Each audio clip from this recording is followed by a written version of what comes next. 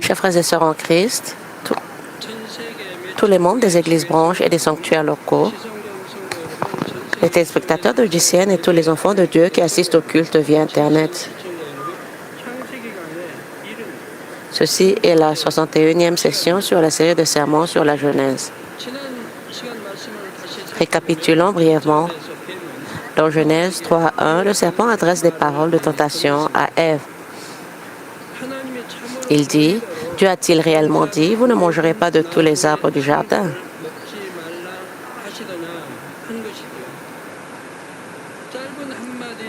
La question était courte, mais j'ai expliqué en détail tous les pièges cachés dans ces paroles.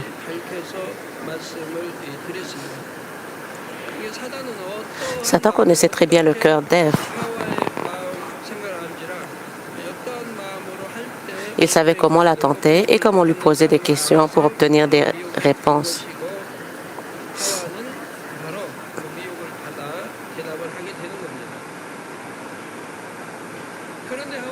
N'ayant pas compris le stratagème de Satan, Ève s'est laissée piéger. Par conséquent, lorsqu'elle a répondu, elle a arbitrairement modifié la parole de Dieu. Comme le message de la semaine dernière, celui de cette semaine révèle également comment le diable trompe les gens. Lorsque nous lisons la Bible, nous ne devons pas seulement la comprendre comme une histoire, mais aussi observer attentivement comment Satan trompe les cœurs des gens à travers chacune de ses paroles. Je peux l'expliquer parce que Dieu le Père m'a révélé ces paroles.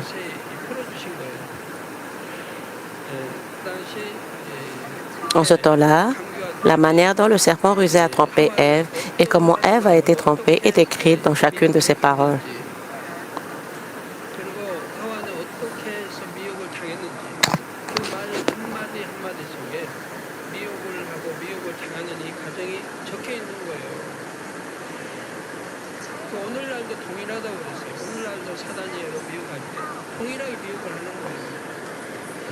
En détail, comment les pas et les paroles sont écrites dans la Bible. Aujourd'hui encore, lorsque Satan vous trompe, il le fait de la même manière. Certains sont tentés par les biens matériels, d'autres par l'adultère, le péché, le vol, etc. Satan vous pousse à juger, à condamner et à vous mettre en colère de diverses manières. Il connaît votre cœur et vos pensées et vous tente en fonction de ses pensées. Vous péchez parce que vous êtes trompé.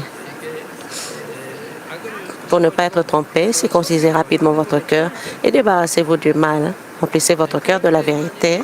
C'est seulement ainsi que vous ne serez pas trompé. Lorsque votre cœur est rempli de l'Esprit, Satan ne peut plus vous tromper, car le Saint-Esprit gouverne votre cœur.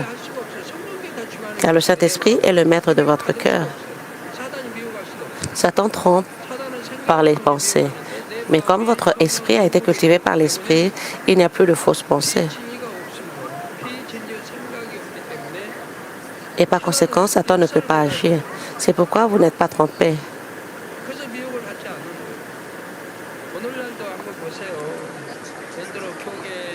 De nombreuses églises aujourd'hui défendent la parole de Dieu. Par exemple, dans l'Ancien comme dans le Nouveau Testament, on nous dit de prier à haute voix. Prier à haute voix, les prophètes de la Bible ont tous prié à haute voix. Notre Seigneur a également prié à haute voix. Il a prié avec ferveur, transpirant tellement que sa sueur est devenue comme des grumeaux de sang.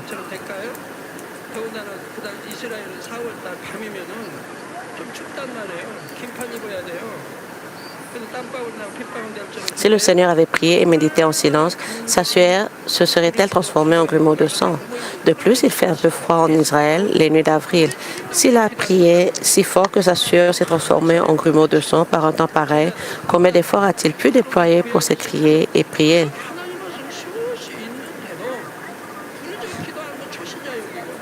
L'Ancien et le Nouveau Testament relatent que tous les disciples du Seigneur et le peuple de Dieu se sont écriés et priés ainsi.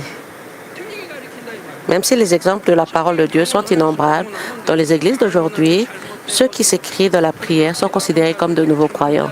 tandis que ceux qui croient sincèrement sont contraints de rester silencieux et de méditer. C'est ainsi qu'ils déforment la parole de Dieu. Si la Bible dit de parler en langue, alors vous devriez parler en langue. Parler en langue est-il mal? Est-il mal de prier en s'écriant? Ils enseignent que Dieu n'est pas sourd et qu'il entend même les prières silencieuses. Les croyants ne ressentent pas le besoin de s'écrier et de prier. Alors leurs croyants prient en silence, méditent et finissent par être trompés. Et la parole de Dieu est déformée.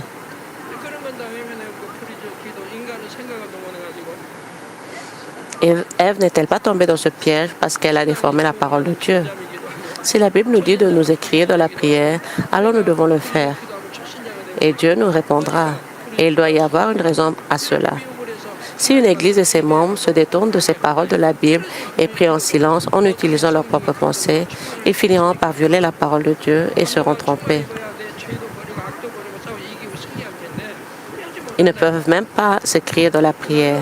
Alors comment peuvent-ils recevoir l'inspiration? L'inspiration est la plénitude du Saint-Esprit. Ce n'est que par la plénitude du Saint-Esprit qu'ils peuvent se débarrasser de leurs péchés, de leur mal et vaincre le monde. Mais ils n'y parviennent pas. Ils deviennent de plus en plus pécheurs dans un monde rempli de péchés jour après jour. Ève répondit donc en modifiant arbitrairement les paroles de Dieu. La femme répondit au serpent, nous mangerons du fruit des arbres du jardin, mais quant au fruit de l'arbre qui est au milieu du jardin, Dieu a dit, vous n'en mangerez point et vous n'y toucherez point, de peur que vous ne mouriez. Dieu avait dit, tu mourras. Mais Ève le changea en, de peur que vous ne mouriez. Et pour elle, ce fut une erreur décisive. Nous sommes souvent trompés dans nos vies religieuses, mais leurs paroles sont tout à fait plausibles.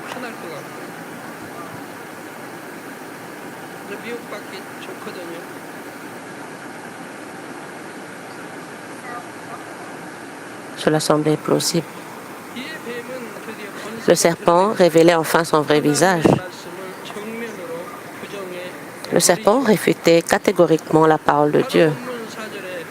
Genèse 3, 4 dit, « Alors le serpent dit à la femme, vous ne mourrez point. »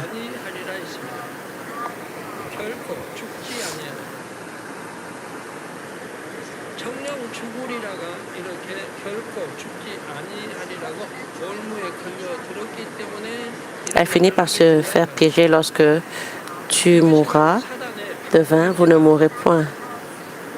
C'est exactement comment Satan agit. Si j'avais plus de temps, j'énumérerais toutes les façons dont Satan vous trompe et comment vous tombez dans son piège, mais ce serait trop long. Satan s'est approché avec des mots plausibles et n'a révélé ses couleurs que lorsqu'il s'est montré confus.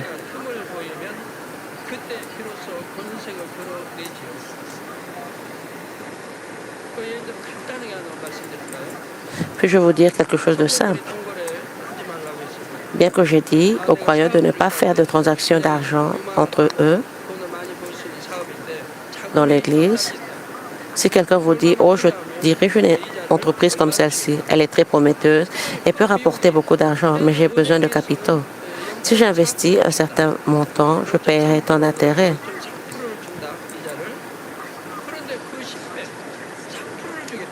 Et si le taux d'intérêt est de 3 à 4 %, soit 10 fois plus élevé que celui de la banque, vous êtes intéressé.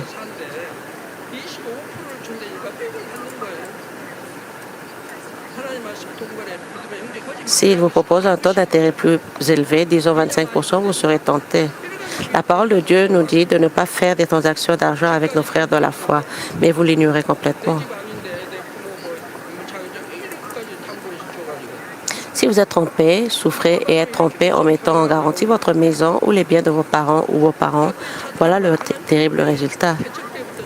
Dieu m'a clairement dit, depuis l'époque du début de l'Église, qu'un homme et une femme ne devraient pas être en voiture, eux deux seuls. À l'époque, je ne comprenais pas pourquoi on interdisait aux hommes et aux femmes d'être ensemble en voiture. À l'époque, il y avait des campagnes sociales. On encourageait les gens à prendre en voiture quiconque levait la main pour aller au travail. Même les véhicules privés étaient encouragés à laisser monter les gens qui empruntaient le même itinéraire. Mais Dieu a dit qu'un homme et une femme seuls ne soient pas ensemble dans une voiture. Cela ne signifie pas que le mari et la femme ne doivent pas être ensemble, n'est-ce pas? Cela ne signifie pas non plus que les couples mariés ne doivent pas être ensemble. Mais je n'ai jamais voyagé seul en voiture avec la directrice du centre de prière, ma femme, afin de suivre strictement la parole de Dieu. Eh bien, et j'ai été beaucoup aimé par Dieu le Père pour cela. Eh bien, le diable s'approche avec des paroles plausibles et ne révèle son vrai visage que lorsque l'adversaire montre une ouverture. Or, dès qu'Ève a changé la parole de Dieu, Satan l'a nié et a tenté d'entraîner Ève plus profondément dans le piège. De plus, le mot « vous » utilisé ici n'est pas singulier, mais pluriel. Cela incluait non seulement Ève, mais aussi Adam. Dès le début, la cible de Satan était Adam. C'était Adam, pas Ève. Il pensait que le stratagème ne marcherait pas avec Adam. Alors il a essayé de le séduire par l'intermédiaire d'Ève. C'est pourquoi Satan a continué à utiliser le pluriel « vous » pour tenter Ève. Adam s'est retrouvé pris dans le stratagème de Satan à son insu.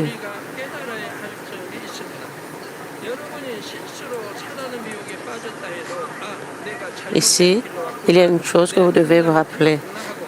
Même si vous avez succombé à la tentation de Satan par erreur, dès que vous réalisez que vous avez fait une erreur et pris une mauvaise décision, vous devez immédiatement revenir en arrière. Si vous ne parvenez pas à discerner une situation par la vérité, vous pouvez être trompé une ou deux fois par Satan. Cependant, Satan révélera certainement sa véritable nature. Tout comme le serpent a catégoriquement nié la parole de Dieu dans le verset biblique de ce soir, l'issue de la contre-vérité sera clairement démontrée. Si vous êtes en tant soit peu éveillé spirituellement, vous pouvez comprendre le plan de Satan à cet instant précis.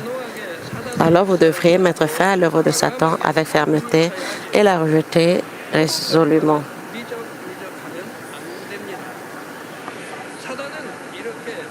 N'hésitez jamais et ne tergiversez jamais.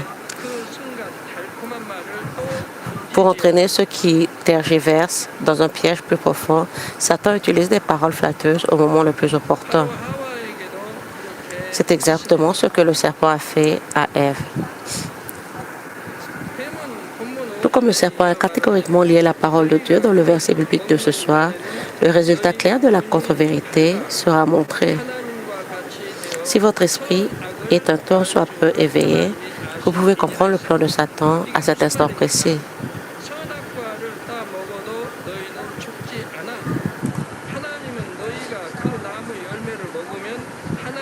En disant, vous serez comme Dieu et vous connaîtrez le bien et le mal.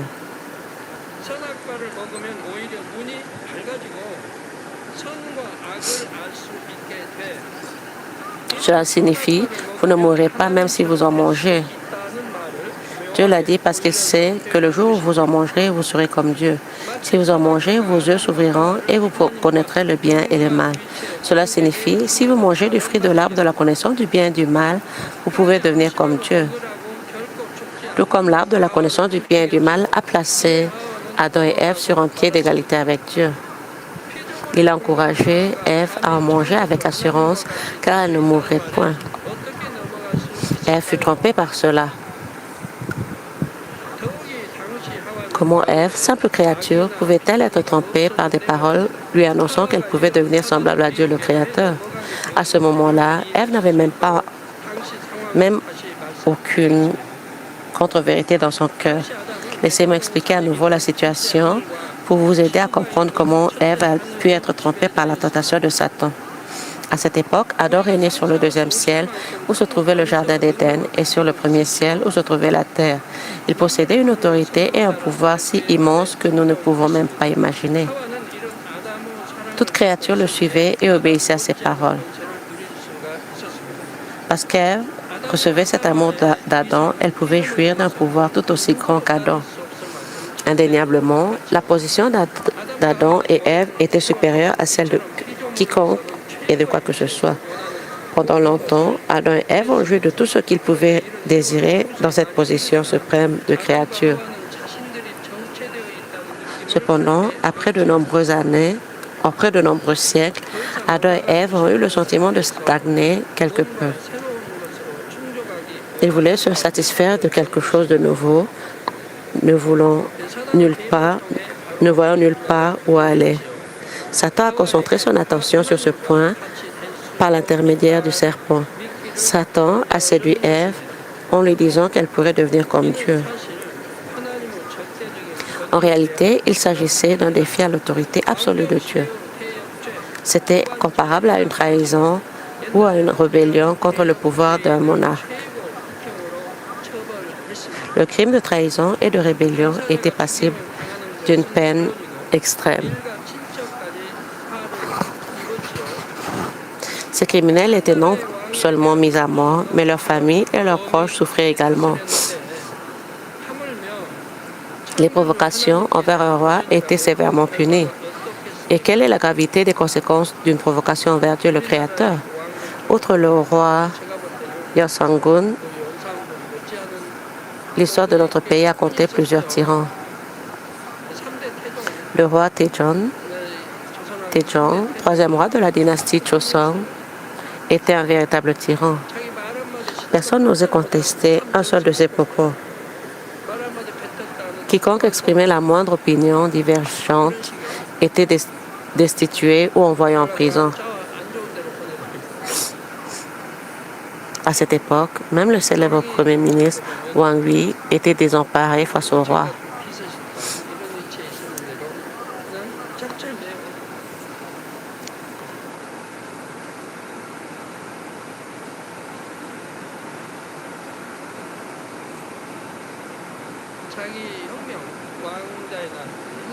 Il déclencha la rébellion du prince, s'opposa à son père et s'engagea dans une guerre acharnée contre ce dernier.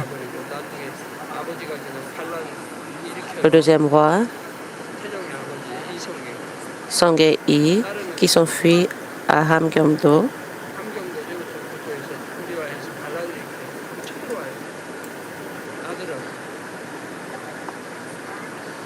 et a levé une armée pour s'opposer à son fils.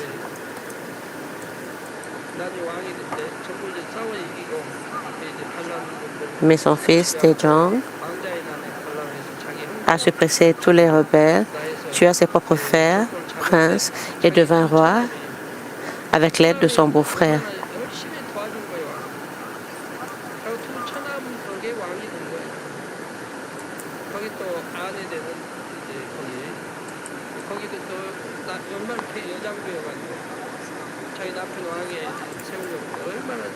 Et aussi sa femme devint reine après.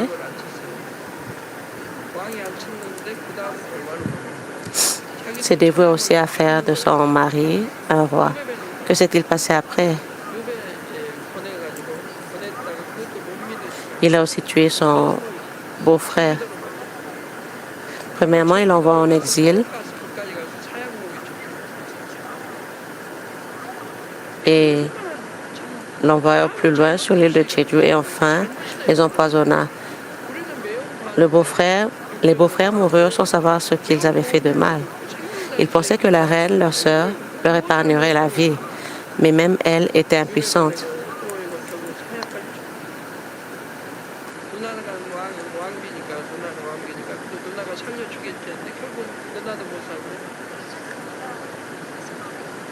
Ils se sont juste sentis désespérés.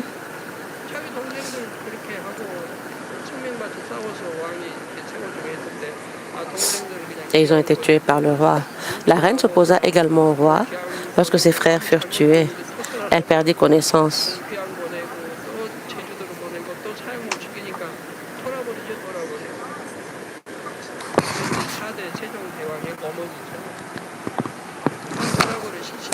Elle était la mère du roi Sejong. Elle s'évanouit et plus tard se sépara émotionnellement du roi.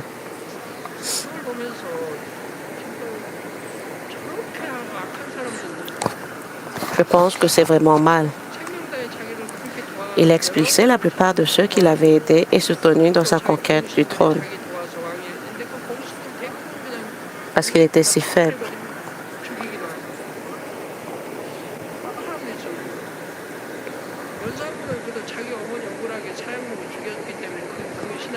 Le tyran Yonsan-gun tua les fonctionnaires qui avaient tué sa mère et leur famille. Mais ce roi tua ceux qui l'avaient aidé sans faute.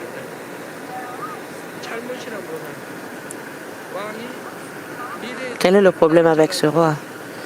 Il prédit l'avenir, jugea et condamna.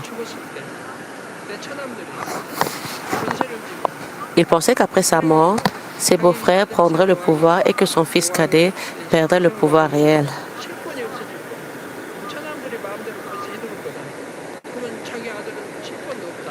Alors que devait-il faire pour éviter cela? Il pensait se débarrasser de ses beaux-frères à l'avance.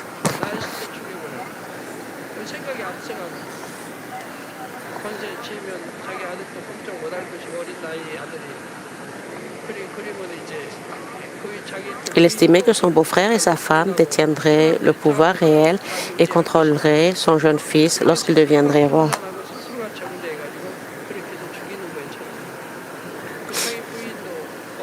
Il tenta également de détrôner la reine qui s'opposait au meurtre de ses beaux-frères, mais ses sujets s'y opposèrent, si bien qu'il la priva seulement d'une partie de ses pouvoirs.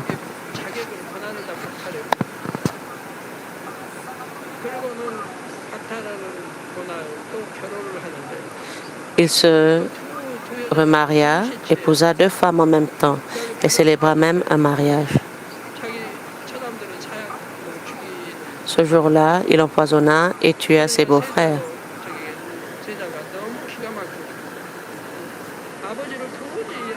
Le prince héritier était si absurde qu'il ne comprenait pas son père. Comment avait-il pu faire une chose pareille? Son père chassa et tua tous ses oncles et tous ses fonctionnaires.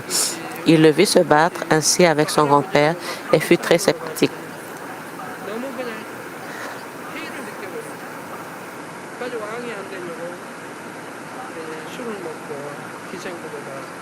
Pour éviter de devenir roi, il buvait de l'alcool et invitait des artistes féminines au palais. Son père avait également placé un espion en secret chargé de recueillir les informations sur le prince héritier. C'est ainsi qu'il ne devint finalement pas roi. Il transmit le trône à son frère cadet. Et le 4e roi, Sejong, apparut. Quand je vois des choses pareilles, je pense que le roi Taejong est pire que Yonsan-gun.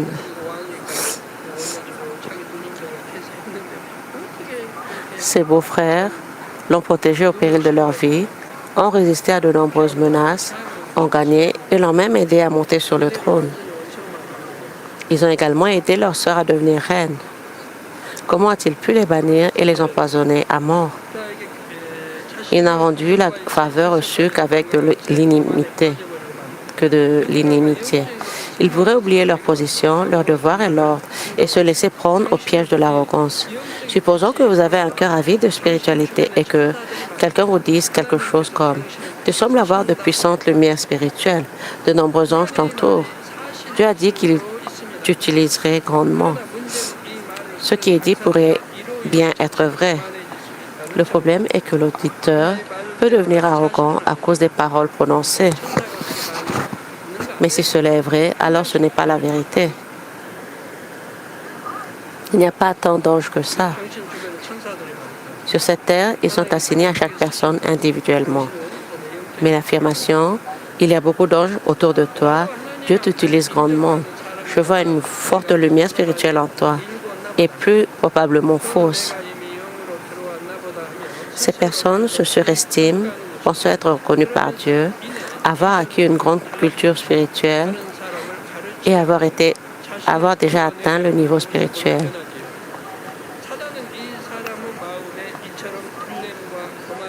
À partir de ce moment, elle commence à changer. Elle cherche à enseigner aux autres et à se mettre en valeur. Satan, savant d'avance qu'il nourrissait des désirs de vantardise et d'arrogance et a attisé ses désirs. Aspirer à l'esprit et le rechercher est un devoir fondamental des croyants qui ont la citoyenneté céleste.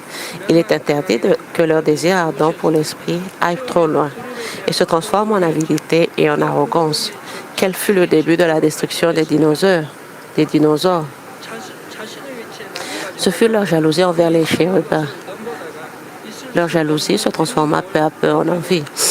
Ils n'étaient pas satisfaits de leur position, mais aspiraient à davantage, et leurs actions étaient donc hors de portée. Cela a entraîné leur destruction. L'esprit ne peut être rempli uniquement par le désir et la jalousie. Lorsque vous vous videz, vous reniez, vous humiliez et exaltez les autres, votre esprit peut être rempli. Il est rempli non pas en étant servi, mais en servant. Je souhaite que vous compreniez bien cette vérité et que vous aspiriez à l'esprit de la vérité. Chers frères et sœurs en Christ, il y a une autre leçon que vous pouvez tirer du verset biblique de ce soir. C'est-à-dire que la tentation ou l'épreuve de Satan vous frappe lorsque vous pensez que tout va bien. Adam et Ève avaient vécu une vie paisible et confortable pendant une longue période. Leur cœur s'était relâché, puis ils avaient été trompés par Satan. Le repos dont ils jouissaient n'était pas un repos spirituel, mais un repos physique. Le repos physique peut vous rendre spirituellement paresseux et relâché. Laissez-moi vous donner un exemple. Vous étiez autrefois, chaque jour, très occupé à prier, à évangéliser, à lire la parole de Dieu et à prendre soin des âmes. Vous priez et jeûniez pour vous sanctifier et pour lutter contre les péchés. Avec le temps, vous pensez peut-être que la sanctification est accomplie dans une certaine mesure. Votre ardeur à prier a diminué et vous pensez connaître la parole de Dieu. En accomplissant les fonctions que Dieu vous a confiées, vous avez acquis la connaissance et les capacités. Vous semblez alors vivre confortablement et paisiblement. C'est le moment où les tentations viennent facilement. Alors que vous recherchez le repos physique et la complaisance spirituelle, Satan prépare les tentations. Si vous rencontrez des tentations dans cet état, vous y succombez facilement, car vous êtes dans un sommeil spirituel. Dans 1 Thessaloniciens 5:3 dit, « Quand les hommes diront paix et sûreté, alors une ruine soudaine les surprendra, comme les douleurs de l'enfantement surprennent la femme enceinte et ils n'échapperont point. »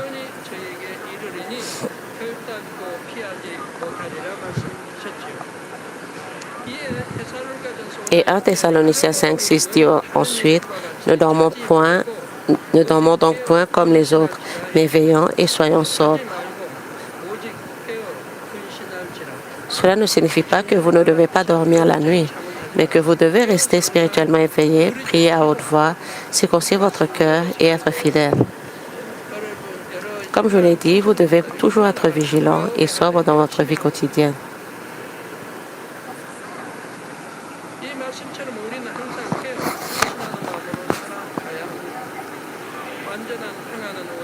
Sachez que la paix parfaite ne se trouve qu'au ciel.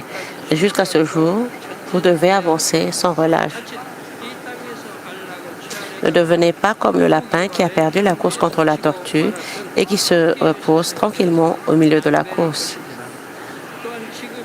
De plus, même si vous êtes spirituellement en avance, si vous ne persévérez pas et devenez paresseux, vous qui êtes les premiers serez les derniers.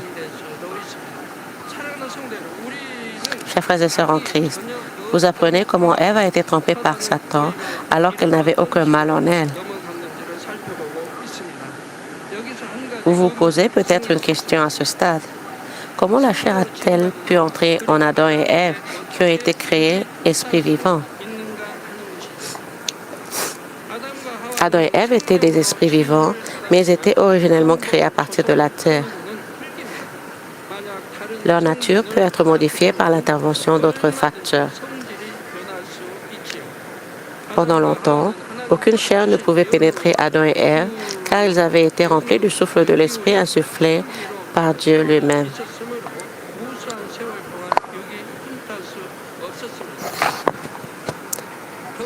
De plus, le jardin d'Éden était séparé de l'espace des ténèbres. Malgré tous ses efforts pour implanter des attributs charnels dans le cœur des hommes, Satan n'y parvenait pas. Il existe cependant une exception conditionnelle à cette règle. Si un être vivant dans le Jardin d'Éden devait recevoir les œuvres de Satan, alors les natures charnelles pourraient y entrer. Bien que les dinosaures aient été créés à partir du sol du Jardin d'Éden et non de la terre, ils ont été transformés en chair à l'instigation de Satan. Les habitants du Jardin d'Éden, dont Adam et Ève, ont reçu de Dieu le Père non seulement un environnement favorable, mais aussi le libre arbitre. Grâce à ce libre arbitre, ils pouvaient choisir de recevoir la chair ou non. Même s'ils étaient des esprits vivants, s'ils recevaient la chair de leur plein gré, la chair serait alors implantée en eux.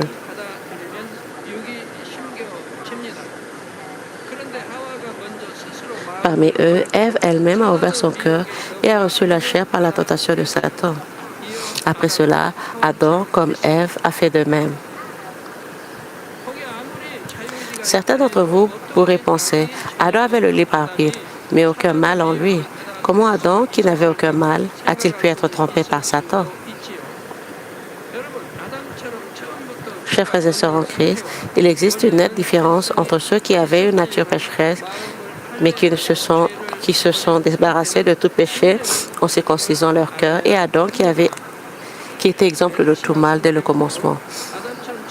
L'état originel d'être sans péché et l'état d'abandonner le péché sont complètement différents.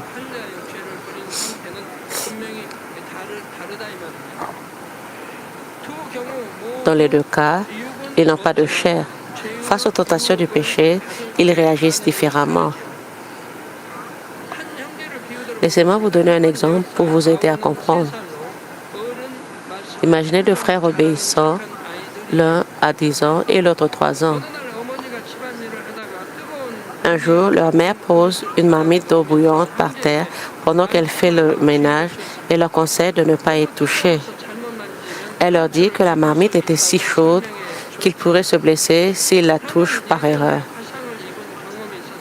Le frère aîné garde sa parole en mémoire car il a déjà été brûlé. Il se souvient de la douleur ressentie lors de la brûlure. Il reste donc volontairement à l'écart de la marmite bouillante.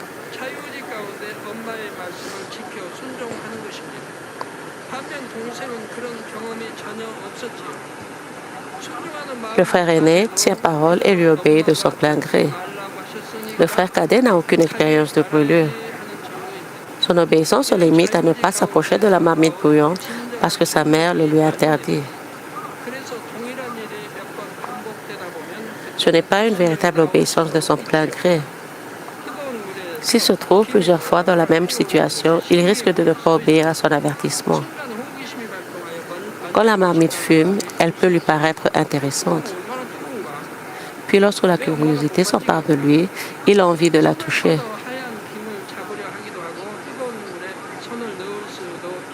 Le petit garçon se demanderait, est-ce qu'elle est chaude? Pourquoi maman ne me laisse-t-elle pas la toucher? Il peut tendre la main pour capter la vapeur et la plonger dans l'eau bouillante. Cela ne signifie pas qu'il a intentionnellement mis sa main dans l'eau chaude pour désobéir à sa mère. Il savait qu'il ne devait pas la toucher, mais il n'en comprenait pas la raison. Sa curiosité a finalement pris le dessus sur sa volonté, lui ordonnant de ne pas y toucher. Il a alors plongé la main dans la marmite bouillante. Cette curiosité qui pousse les collégiens et les lycéens à essayer conduit finalement au péché. Cela conduit à un péché qui mène à la mort.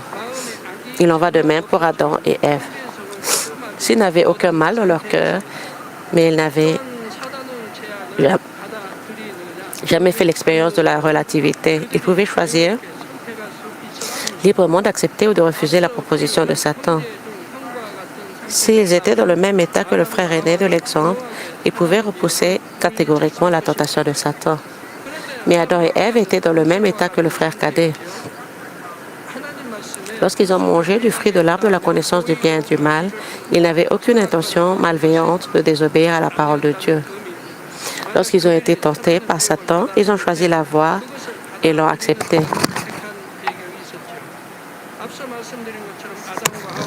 Comme expliqué précédemment, Adam et Ève avaient vécu pendant longtemps comme les plus hautes dirigeants du premier ciel et du jardin d'Éden. Ils avaient le sentiment de stagner. Satan trompa Ève par des paroles sournoises, par l'intermédiaire du serpent qui était intimement lié à elle.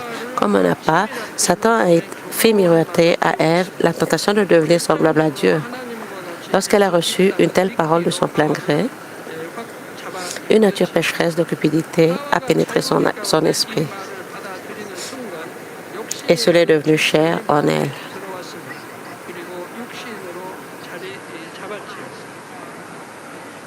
La nature pécheresse de cupidité conçue dans son esprit s'est ensuite manifestée comme le fruit de la désobéissance à la parole de Dieu. À ce propos, Jacques 1,15 dit « Puis la convoitise, lorsqu'elle a conçu, enfante le péché, et le péché étant consumé, produit la mort. » Genèse 3,6 montre qu'Ève a porté le fruit du péché. Ève a commis un tel péché alors qu'elle n'avait aucun mal à l'époque. Comment ceux qui ne se sont pas débarrassés du mal de leur cœur peuvent-ils repousser les tentations de Satan? Avez-vous encore le désir de rechercher la richesse, le pouvoir et la gloire? Vous désirez peut-être être reconnu et aimé par les autres au sens charnel du terme. Satan jette alors ses désirs comme des appâts pour éveiller les désirs charnels. Lorsque ces appâts paraissent extrêmement attrayants, on en vient à oublier complètement la parole de Dieu. On peut alors porter le fruit de la désobéissance ou commettre l'iniquité. C'est parce que la cupidité est conçue et engendre le péché. Le dictionnaire définit le mal, cupidité, comme le désir de désirer ou de jouir de quelque chose au-delà de ses moyens.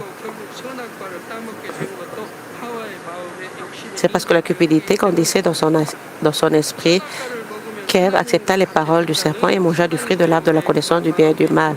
Son cœur fut éveillé par la parole tentatrice de Satan. Le jour où vous en mangerez, vos yeux s'ouvriront et vous serez comme des dieux. Dans son cœur, germa le désir de devenir semblable à Dieu, le Créateur, désir plus grand que nécessaire pour une créature. Cet acte d'Ève commença par sa curiosité.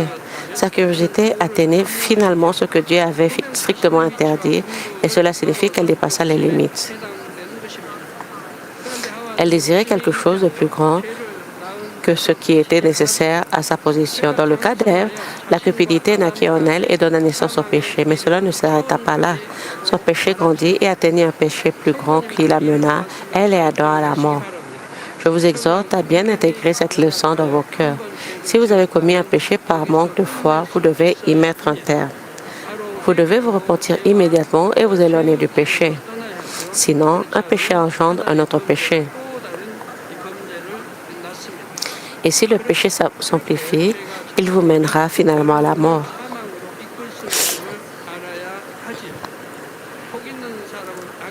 Heureux l'homme qui ne marche pas selon le conseil des méchants, qui ne s'arrête pas sur la voie des pécheurs et qui ne s'assied pas en compagnie des moqueurs, mais qui trouve son plaisir dans la loi de l'Éternel et qui la médite jour et nuit. J'espère que vous pourrez choisir la voie bénie selon votre libre arbitre tel que Dieu vous l'a donné. Que la faveur de Dieu déborde toujours dans votre vie. Au nom de notre Seigneur Jésus-Christ, j'ai ainsi prié. Amen. Prions que nous allons garder la parole d'aujourd'hui dans nos cœurs. 원수마귀 사단이 어떻게 우리를 미혹하고 또 왜 우리가 미혹받을 수밖에 없었는지 이런 말씀들을 깊이 있게 깨우쳐 주셨습니다. 들은 말씀을 우리 마음 깊이 새기고 아버지 항상 깨어 있어 오직 진리로 무장하여 항상 어떠한 미혹에도 원수마귀를 물리치고 승리할 수 있는 우리 모든 만민의 성도님들이 될 수 있도록 은혜를 더해 주옵소서. 감사드립니다. Merci, nous avons ainsi prié au nom de notre Seigneur Jésus-Christ. Amen. Nous allons recevoir la prière du pasteur émérite pour les malades. Posez vos mains sur vos parties malades ou parties faibles de votre corps. Si vous n'êtes pas malade, posez vos mains sur votre torse pour recevoir la réponse par la foi. Alléluia, Dieu Tout-Puissant, notre bien-aimé Père. S'il te plaît, impose tes mains sur tous les croyants qui reçoivent cette prière maintenant. Montre tes œuvres transcende le temps et l'espace, à ceux qui reçoivent cette prière via DCN, Internet et la télévision par satellite dans les églises branches et les sanctuaires locaux, ainsi qu'à tous les autres enfants de Dieu dans le monde. Donne-leur la foi pour croire de tout leur cœur. Chasse les pensées négatives et les doutes et chasse tous les tests et épreuves.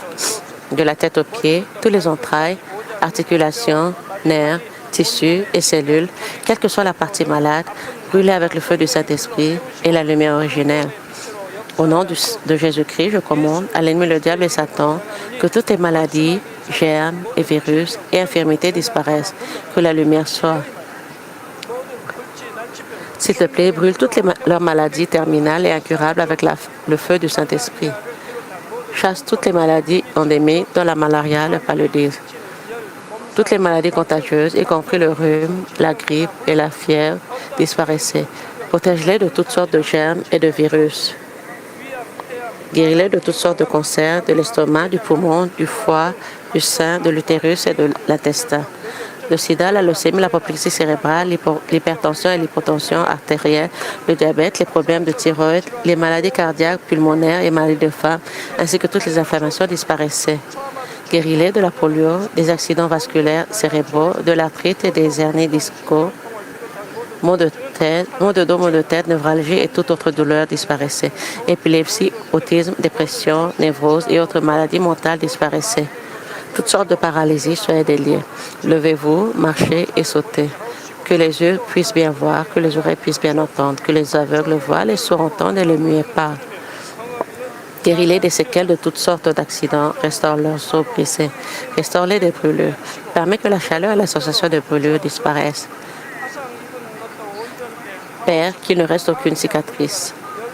Soyez purifiés de toutes sortes de dépendances à la drogue, d'empoisonnement et de toxicomanie. Permet que les nerfs, tissus et cellules morts soient régénérés. Redonne vie aux morts. Donne-leur la bénédiction de la conception. Recevez la bénédiction de la conception. Au nom de Jésus-Christ, je commande à l'ennemi, le diable et Satan, aux maîtres de la puissance de l'air, aux forces maléfiques des lieux célestes et à leurs serviteurs, disparaissez. Disparaissez, esprit mauvais, impur, de fausseté et trompeur, esprit de séparation et toutes les forces des ténèbres. Déliez les liens des ténèbres, ténèbres disparaissez. Que la lumière soit. Dieu le Père, donne-leur la force de se crier dans la prière et la puissance de se débarrasser des péchés et de se sanctifier. Comme leurs âmes prospèrent, que tout aille bien pour eux et que leur famille soit évangélisée. Protège-les de toutes sortes d'accidents et de catastrophes tout au long de cette semaine et bénis-les pour qu'ils mènent une vie prospère sans aucun problème. Avec le feu ardent du Saint-Esprit, de l'armée céleste et des anges, et avec tes yeux ardents, protège tous tes enfants, leurs familles, leurs lieux de travail et leur commerce. Donne aux étudiants la sagesse et compréhension et donne-leur l'enthousiasme et la ferveur pour étudier ardemment. S'il te plaît, garde leur cœur et leurs pensées des choses de ce monde et permets qu'ils puissent aimer Dieu avec plus de ferveur. Que tes enfants mangent, boivent ou quoi qu'ils fassent, permets qu'ils puissent le faire en vivant une vie qui te glorifie, Dieu le Père. Qu'ils soient capables de témoigner du Dieu vivant en disant « J'ai rencontré et expérimenté Dieu et j'ai reçu ses réponses et ses bénédictions. » Dieu notre Père, merci, sois glorifié toi seul. Au nom de notre Seigneur Jésus-Christ, j'ai ainsi prié. Amen.